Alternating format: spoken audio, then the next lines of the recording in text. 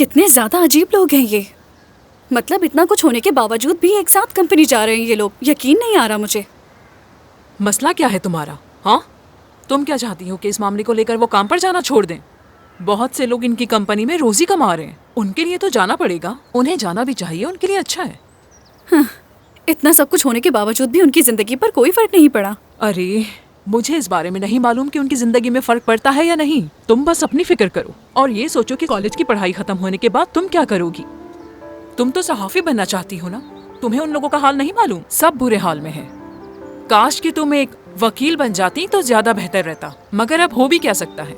मैं कब से इंटर्नशिप हासिल करने की कोशिश कर रही हूँ। इस हवाले से मैंने बहुत सी कंपनीज में सीवी दी है। जल्द जवाब आ जाएगा। अच्छा बेटा, ठीक है।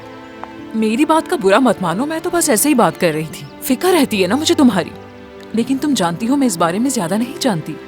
मुझे यकीन है जब तुम्हारी नौकरी लग जाएगी फिर हर कोई तुम्हारी ही बात करेगा, है ना? मेरी प्यारी बेटी, मेरी दुआ है कि अल्लाह तुम्हें तुम्हारे मकसद में कामयाब करे। This is Bukhari. This is Aris Ahmed from Noor Entertainment. Subscribe to YouTube channel of Aarti.